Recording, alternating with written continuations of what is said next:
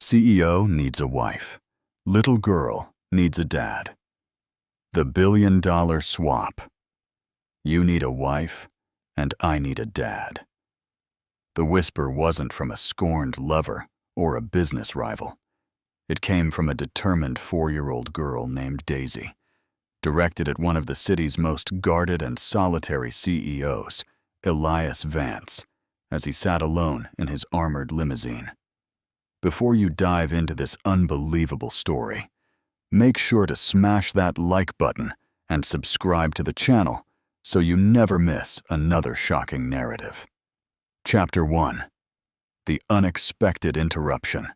It was a quiet Saturday morning at the West End Farmers Market. The air was thick with the scent of roasted corn, fresh herbs, and cinnamon. Zara, 28, her pale blonde hair in a loose working bun, stood behind her modest stall. She was carefully arranging golden homemade pastries, still warm from the oven. Her stand was just a folding table, a chipped cooler full of juices, and a hand-painted sign, Zara's Kitchen, baked with heart. Her daughter, Daisy, 4, was playing nearby with a worn plush rabbit and a broken crayon. Across the street, a sleek black limousine pulled up and idled silently. Its polished surface gleamed like it didn't belong, instantly drawing all eyes. Zara barely glanced up. She was too busy wrapping a cinnamon roll for a homeless elderly woman. "No charge," Zara said softly, placing the sweet into the woman's hands. "It's a good day for something warm." Just then, Daisy skipped across the pavement, following painted hopscotch squares. While retrieving her dropped rabbit near the vehicle, she heard a man's low, slightly strained voice through the partially lowered window. "Mom, I genuinely don't need an arranged marriage. I'll find a wife on my own, but not the kind who just shows up for galas and photo ops. I need someone who actually feels like part of the family." Daisy tilted her head. Without hesitation, she stepped forward, stood on her tiptoes, and tapped softly on the limo's tinted window. Her voice was quiet, almost a secret. "You need a wife, and I need a dad."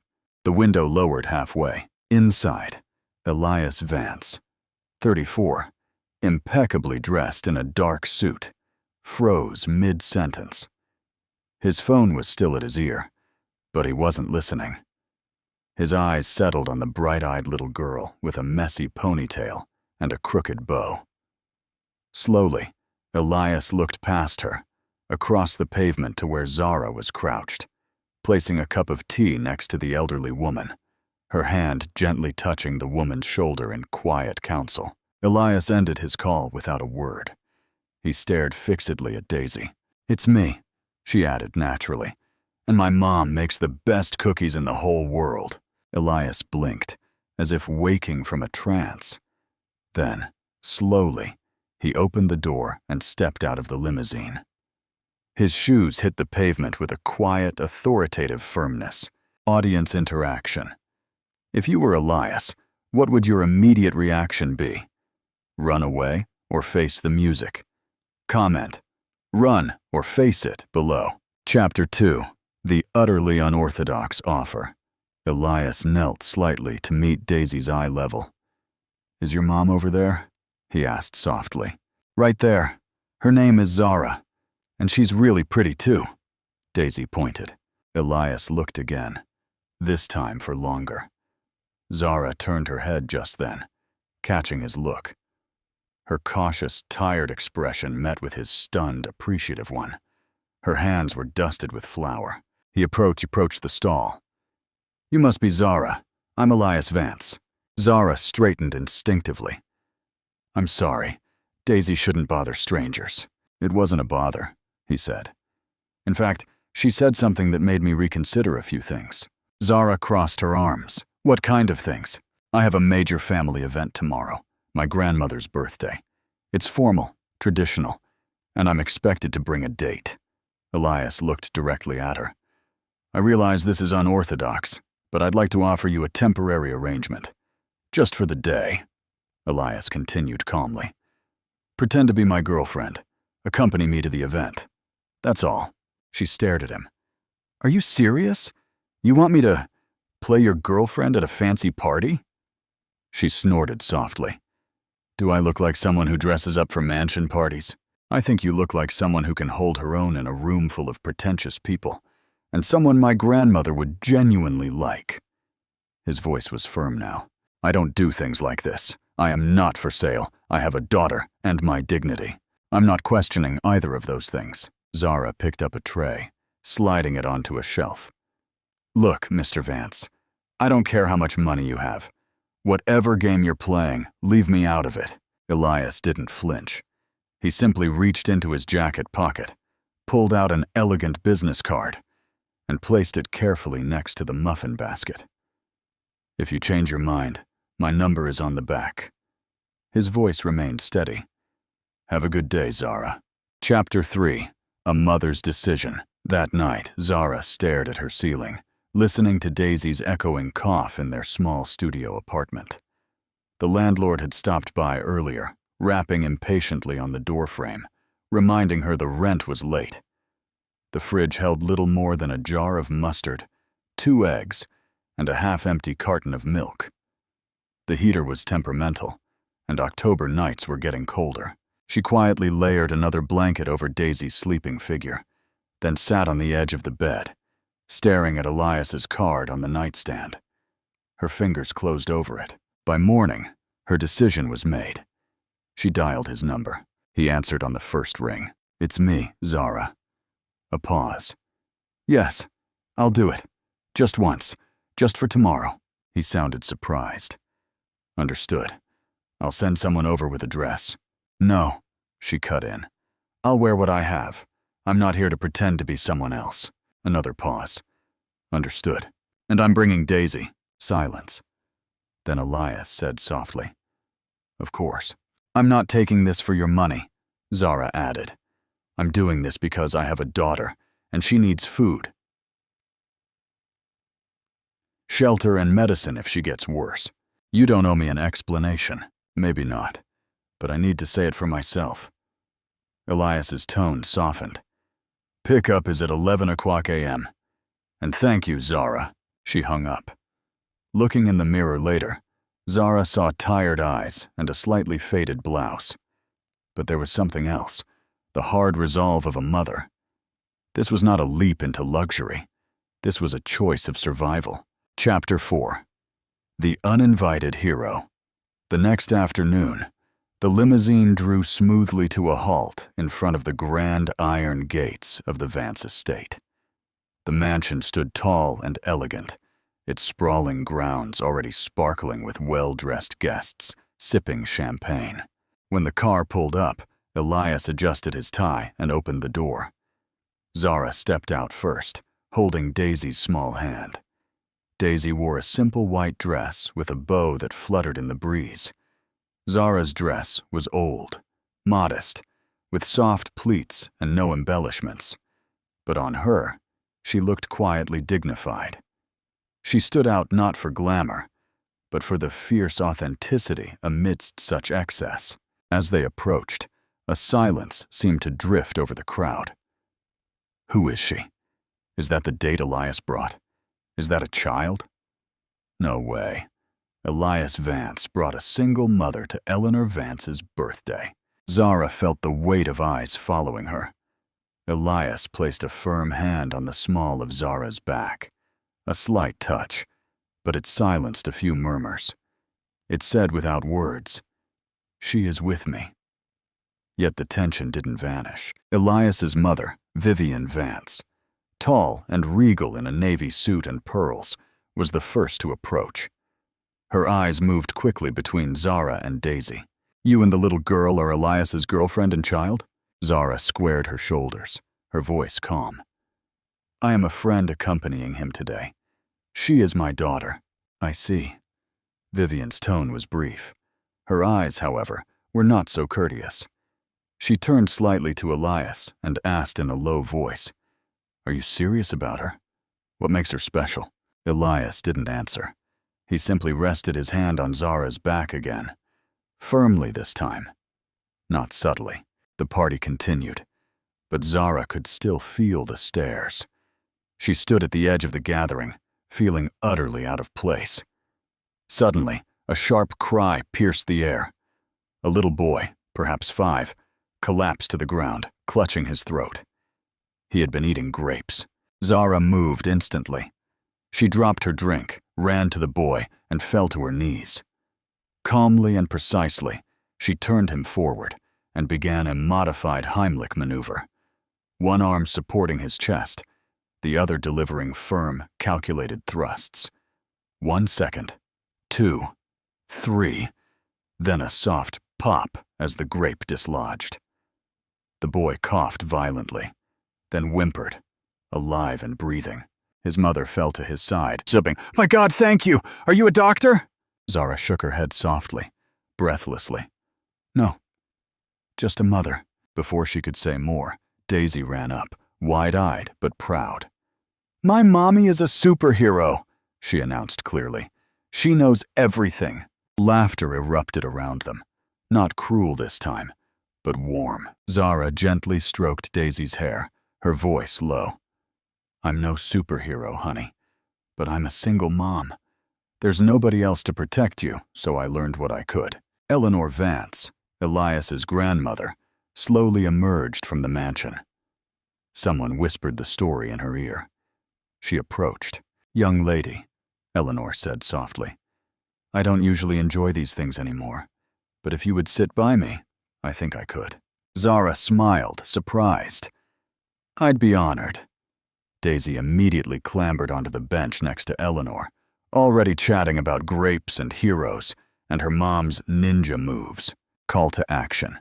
If you love this moment of true character, comment Team Zara to support the single mom superhero. And don't forget to share this story. Chapter 5. The Quiet Truth. That visit turned into another, and then another. Elias started showing up at Zara's stall on Saturdays, not in a suit, but in jeans with rolled-up sleeves, ready to haul boxes and sample pastries. In the evenings, he would sometimes join them for soup in mismatched bowls, by candlelight, when the power flickered. Laughter came easier than expected. One particular evening, Zara caught a quiet moment that stayed with her. Elias was sitting at the kitchen table with Daisy's plush rabbit on his lap. One of its ears had torn slightly again. Without a word, he had found a needle and thread and began to mend it carefully. The man who signed multi-million-dollar deals, now fixing a toy with hands that trembled more than he let on. That night, as she tucked Daisy in, the little girl whispered, "Mommy, I think Mr. Elias looks at you like in the cartoons." "What do you mean?" Zara blinked. "You know, like when the prince sees the princess and their eyes sparkle." Chapter 6. The Inevitable Crisis. It started with a headline. A gossip site known for scandal and half-truths ran a story that spread like wildfire. Billionaire CEO hires single mom to fake romance at family event. Underneath were photos. Zara holding Daisy at the elegant party, Elias with his hand gently resting on her lower back. Moments captured that once felt real, now twisted into something cruel. The comments were brutal. Gold digger alert. Wow, single moms will do anything for a sugar daddy. Disgusting. By midday, the story was trending. Zara was at her stall when it happened. A man she'd never seen before approached, pulled out his phone, showed her the article, and laughed in her face. "Oh, so you're the hired help. Classy." Other words, fake, cheap, disgraced, cut through the air. Then someone threw water directly onto her display. The ground soaked, the cookies ruined, the labels smeared illegibly, and in the midst of it all, Daisy screamed. Zara scooped her daughter up, her heart hammering. She hugged her tight, whispering, "It's okay, it's okay," even though it wasn't. They fled. Back in her apartment, Zara deadbolted the door and sat on the floor with Daisy in her arms. "Are they ashamed of us, Mommy?" Daisy asked softly. Zara didn't answer. She just cried. Silent, bitter tears that came from a place much deeper than shame. She had allowed herself to dream of safety, of belonging, of family, of Elias. She was just hired help, a scandal, a joke. Zara reached for her phone. Her hand trembled. She opened the message thread. Her last text had been a thank you for dinner. The next one would be very different. She typed, "I saw what they're saying. Maybe they're right. I can't be part of your world, Elias, and I won't let Daisy be part of an act ever again. I won't take another contract. For any reason. Send." There was no reply. Not immediately. Chapter 7. The silence in the penthouse. Across town, Elias sat in his office. The view of the skyline stretched endlessly before him, but all he saw was that message. He reread it 3 times. His heart, which had learned to feel again, now ached. He slammed his laptop shut, canceled his next meeting. He walked into his penthouse kitchen, where 3 place settings had been laid out the night before. One for him, one for Daisy with her favorite spoon, and one for Zara. He had picked up her favorite pastries that morning. They were still untouched on the counter. The apartment felt too silent, too big, too wrong. He had thought he could keep it simple. He had thought he could control it. But somewhere along the way, this became real. And now he had lost the very thing that taught him how to feel again.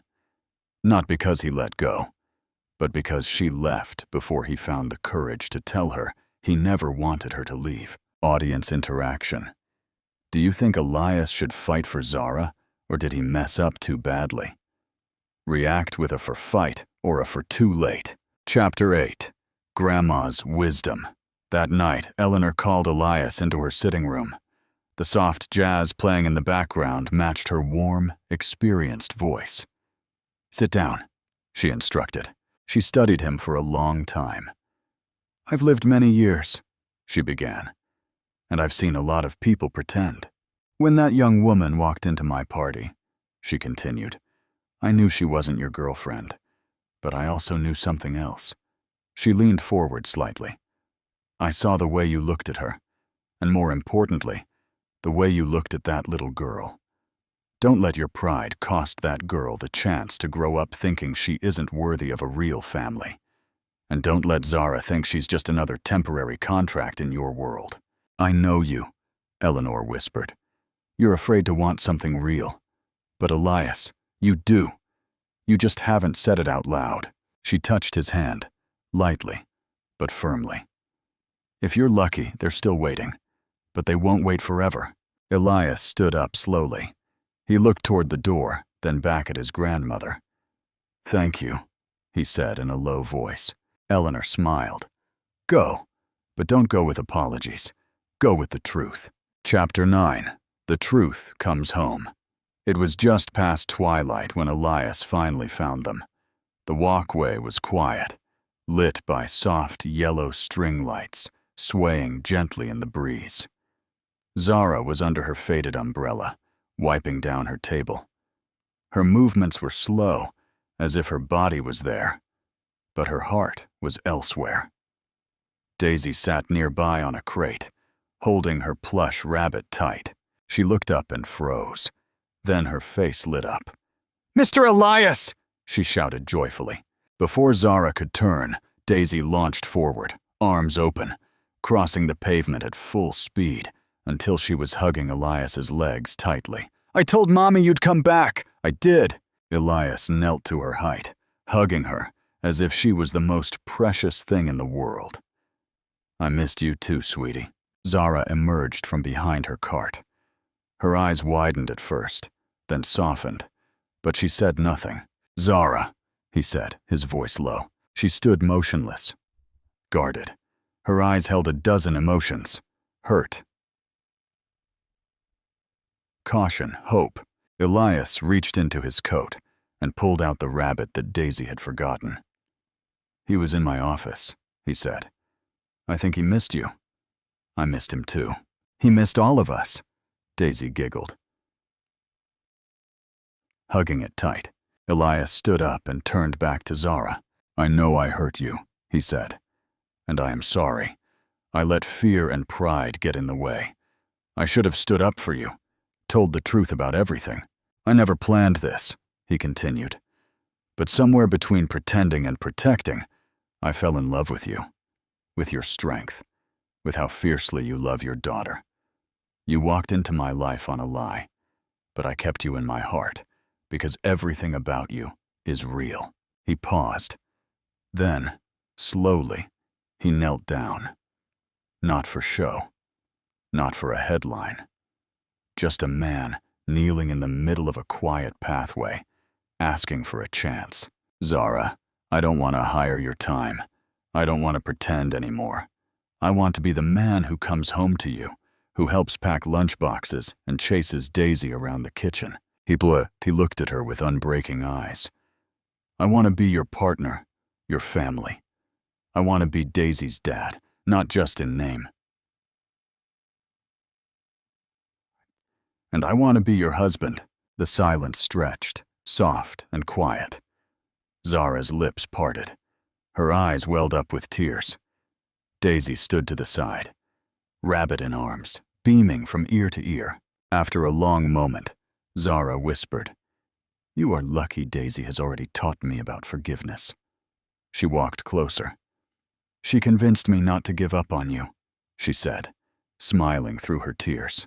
Elias looked at Daisy, who gave him a proud thumbs up. Zara took his hand. "All right then," she said, "but this time, no contracts, no pretending. Just us." Elias stood and enveloped her in a hug that said everything he couldn't. Chapter 10. The Real Beginning. Meaningful Ending. Start at 7:45. The sunlight was soft that morning, filtering gently through the windows of the old community schoolhouse, recently restored and reopened thanks to a discreet donation from the Vance Foundation. Zara had chosen the location herself, not a ballroom or a grand estate, but the old oak tree in the courtyard where children laughed every day. It felt right, a symbol of a second chance, the one life had finally granted her. The ceremony was small. No photographers, no press. Daisy, now 5, led the way, shining in a simple white dress with little sunflowers on the hem, proudly scattering petals like confetti. Her face glowed with a joy only a 4-year-old could carry. Behind her, Zara walked slowly. No veil, no glitter, just quiet laughter, a simple white dress, and eyes filled with love. Elias waited beneath the oak, nerves hidden behind a trembling smile. When Zara reached him, the world seemed to fall silent.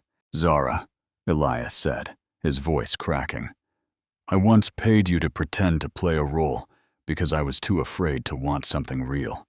I thought I needed a magazine-perfect partner, but what I needed was someone who would sit with me on the kitchen floor and laugh when I burned the tarts. I asked you to show up for one day," he continued. "Today, I ask you to stay for a lifetime. No contracts, no pretending. Just us." He presented a simple gold band. "Zara Martin, will you marry me?" Zara inhaled, smiled through her tears, and said softly, "You once paid me to be a part of your world, but today, I choose to stay. Not because of who you are on paper, but because you see me. You truly see me." And that is when forever truly began. Not in a shocking contract, but in the honest vow between a man who found his truth and a woman who never lost hers. The lesson of this story is, never underestimate the power of authenticity. Sometimes, the thing the world tells us we need least is the quiet truth. If you loved this ending, give me 5,000 likes and subscribe now. I want to know, 5 years from now, will Elias and Zara open a chain of bakeries? Comment your prediction. Epilogue: The value of a real cinnamon roll. Part 1. 1 year after the vows, 1 year after the wedding beneath the oak tree, the kitchen in the Vance estate was no longer a sterile, gleaming space. It smelled sweetly and warmly of butter, brown sugar, and flour. Elias Vance, now 30, was not in his office on Saturday mornings. He was in an old t-shirt and jeans, with a streak of flour on his cheek, carefully folding the dough for a new batch of cinnamon rolls. "No, Elias," Zara gently corrected him, her blonde hair neatly braided now, her eyes holding a peaceful steadiness instead of weary caution. "You're overworking the dough. It needs to be rolled gently, like a secret." Elias sighed, letting go. "I'm trying to produce the perfect product. I'm good at quality control." Zara chuckled, wrapping her arms around his waist. "You've learned by now that sometimes the imperfections are what make it valuable, haven't you, CEO?" Daisy, age 5, ran into the kitchen, her plush rabbit Wiggles still clutched tight. "Dad, Grandma called. She says you have to help me find my other shoe." Eleanor Vance, now 85, had moved into a smaller home within the grounds, turning the vast estate into a family compound. She had fully embraced Zara and Daisy. She even held weekly quality assurance pastry checks, keeping Elias running between overseeing a global company and fulfilling her demands for secret recipes. Elias looked at Zara. "Now I have to go shoe hunting. I never thought a man running a global corporation would spend so much time looking for children's belongings." Zara kissed his cheek. "That is why you needed a wife, Elias. And you needed a dad, Daisy." Part 2. The Enduring Challenge. Life, however, was not always sweet. The Vance family remained targets for the media. One evening, while having dinner, Elias received an alert. It was a new tabloid piece. "Zara Vance, from flea market stall to mansion queen. Is the fake romance still holding up?" The article rehashed the old story, implying Zara only stayed for the money. Elias was furious, ready to call his lawyers. Zara gently laid her hand on his. "Don't. Remember what you said to me? The truth. But you deserve to be defended. We survived the worst of it. Now, we have something they can never buy or script. Our reality." The next day, instead of issuing a formal press release, Elias did the unexpected. He posted a photo on his personal, and rarely used, social media account.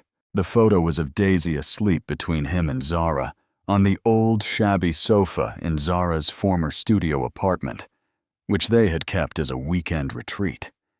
He captioned it, "The contract ended a long time ago. This is what's left. A family. She didn't need my money. She taught me the real value of a cinnamon roll, a lost shoe, and a love that can't be bought. They can write what they want. We're too busy giving it." The Vance truth, just us. The public reaction was overwhelming. The hateful whispers quieted. The power of authenticity had defeated the rumor mill. Part 3. Daisy's New Dream. One afternoon, while walking with Elias in the park, Daisy suddenly squeezed his hand. "Dad," she said, "I want a dog." Elias, who had just closed a major, multi-million-dollar merger, smiled. "Of course, Princess. What kind of dog?" "I want a dad dog."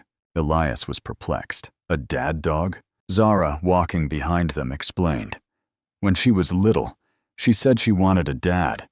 Now she's imagining a dog that can take care of her. Elias bent down, hugging Daisy. "Listen, honey, you have a dad already. Me. I might not be perfect. I might not find your other shoe as fast as Mom, but I'll always be here. I will never leave you or Mom. That is a dad's promise." Daisy beamed, hugging his neck tightly. "I know. I like you better than a dog." Part 4. Eleanor's Legacy. 2 years on, Eleanor passed away peacefully, in the arms of Elias and Zara. She left the most meaningful gift to the little family. In her will, she didn't leave Elias company shares. He had plenty. But she left her small house on the grounds, along with a newly established charity, the Zara Martin Self-Reliance Fund. The fund was established to help single mothers start businesses at the local market. The only selection criteria? Integrity and good pastries. Elias became the fund's chairman, but Zara was the final decision maker. Elias's legacy was no longer just about profit. It had become about empowerment. One Saturday morning, Zara stood in front of her old market spot. It was no longer a tiny stall. It had become a famous, cozy little bakery named the Real Cinnamon Roll. Elias stepped out of the limousine. He still needed it for crucial board meeting days. But he stopped not at the bakery door, but on the pavement. He knelt down, using a piece of chalk to draw a new hopscotch for Daisy. Zara walked over, resting her hand on his shoulder. "Do you remember whispering that line to me?" Elias asked, looking up. "I remember. Back then, I thought it was a rescue for my company and my family. But now I understand. It was a rescue for my soul. Thank you for teaching me that the truth is always the greatest luxury." Zara smiled, watching Daisy hop. "No, thank you for showing me that the most important thing isn't where you come from, but where you choose to stay. And you chose to stay here, with us." They walked hand in hand into the bakery, where the scent of family and real cinnamon rolls filled the air. "What did you think of this epilogue? Did it give you the satisfying conclusion you were hoping for?" Chapter 12. A Wider Place for Love. 2 years melted quickly into one another in the grand house that was now thoroughly warmed by cinnamon rolls and laughter. Elias and Zara had successfully merged their two worlds: hectic mornings at the Real Cinnamon Roll bakery and late afternoons of deal negotiation at the Vance headquarters. Daisy, now 7, was thriving in the unshakable confidence of her parents' love. She was the most ardent defender of her family, often telling people about the happy contract that had brought her mom and dad together. Part 1. The Quiet Yearning. One Friday evening, after Daisy was tucked into bed, Zara and Elias sat in the garden beneath the string lights they had salvaged from the old market stall. Zara leaned her head on his shoulder. "I had a strange feeling today at the bakery. It felt like there was empty space." Elias squeezed her hand. "Wider space. Do you want to open another location?" Zara shook her head. "Not that kind.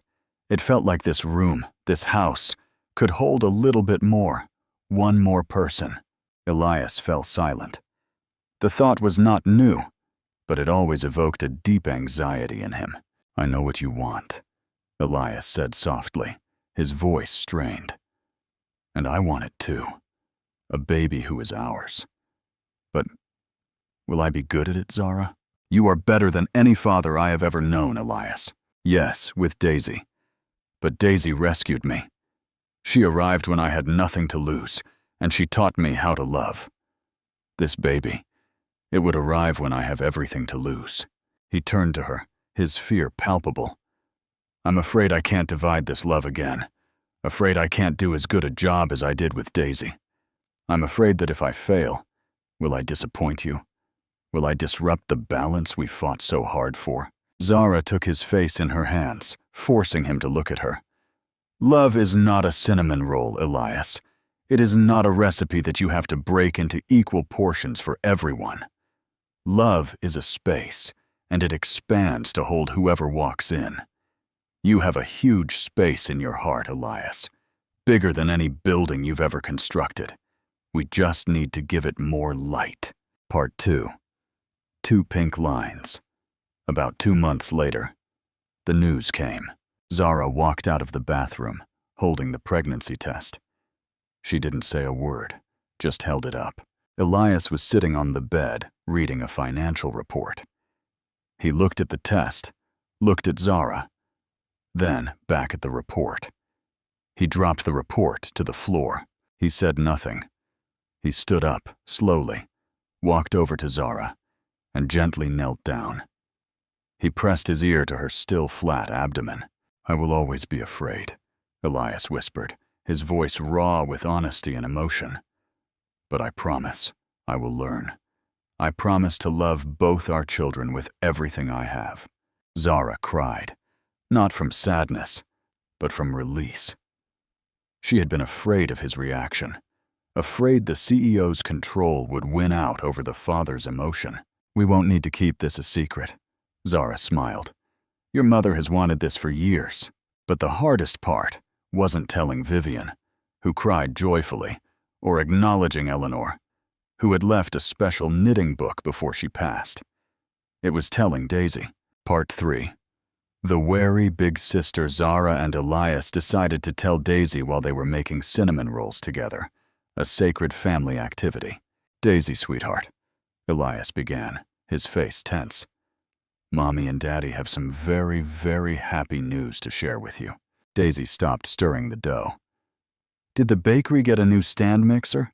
"Better than that," Zara laughed. "Our family is getting a new member. You are going to be a big sister." Daisy's face didn't light up as they hoped. She put her spoon down, staring intently at her mother's stomach. "A new member?" Daisy asked. "Is it a temporary contract too?" Elias and Zara exchanged a pained look. The old joke held a bitter edge now. "No, sweetie," Elias said quickly, kneeling down. "This is not a contract. This is forever love. But you have been Mommy's girl for so long, before Daddy even showed up. I'm afraid the baby will take up your space." Daisy frowned. "Will it take my Wiggles rabbit?" "No," Zara assured her. "And it won't take your space. You are our queen. The baby will need you to teach it everything. About cinnamon rolls, about hopscotch, and about how Daddy sometimes needs reminders to wear matching socks." Daisy thought for a long moment. Then she walked closer to Zara, not to touch her stomach, but to hug her mother tightly. "Is it a boy?" Daisy whispered in Zara's ear. "I don't know yet. I hope it's a boy, so I can teach him how to defend," Daisy stated seriously. "I need someone to help me protect Mommy and Daddy from the bad internet people, like a family security squad." Elias and Zara burst into relieved laughter. The challenge wasn't finding space for a new member, but reassuring their eldest daughter that she was still the center of their universe. Part 4. The Arrival. 9 months later, on a stormy night, the baby arrived. Not in the city's most exclusive hospital that Elias had prepared for, but in a local community hospital where Zara felt most comfortable, where she could hear the laughter of other young mothers. The baby was a boy, named Liam Elias Vance. When Elias held Liam for the first time, he felt no fear or control. He felt a strange lightness, an uncontainable expansion of love. He looked at Liam, then at Zara, tears welling up. "I was right to be afraid," Elias whispered. "I was afraid there wasn't enough room. But you were right, Zara. Love isn't divided, it just overflows." The sweet moment was broken by the sound of the room door opening. Daisy ran in, hair mussed, having been secretly brought in by her dedicated sitter. Daisy didn't run to her parents. She ran straight to the bassinet. She stared intently at her tiny brother.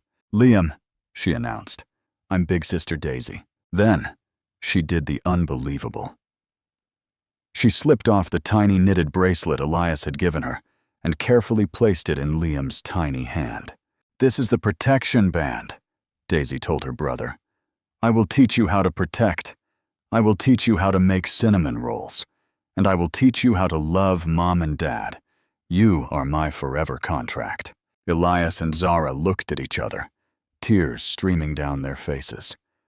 The first contract had been broken, but the final contract had been rewritten, not in ink, but in the pure love of a big sister. Would you like to continue the story by focusing on the family security squad challenges as Daisy and Liam grow up, or the new business challenges faced by Elias and Zara? Chapter 13. The Family Security Squad, Part 1. The New Dynamic. 5 years later. 5 years flew by in a blur of board meetings, flower dust, and school drop-offs. The Vance household was a vibrant, controlled chaos. Liam Elias Vance was now a rambunctious 5-year-old, his curls the exact shade of cinnamon, and his energy boundless. Daisy, 12, sharp and thoughtful, was firmly in her pre-teen years, possessing an unnervingly observant nature inherited from her CEO father and the emotional intelligence of her mother. Their bond was ironclad.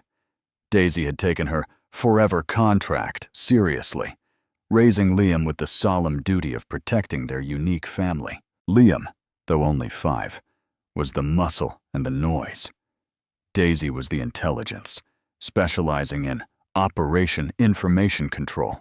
"Liam, status report," Daisy commanded one Saturday morning in the kitchen, where Elias was carefully flipping pancakes. He'd learned to master pancakes, though cinnamon rolls remained Zara's domain. Liam, dressed in a makeshift security uniform, a Vance Corp t-shirt that was too big, tucked into his pajama pants, gave a salute. "Status green, Commander Daisy. No strangers on the grounds. No bad guys near the perimeter." Elias sighed happily.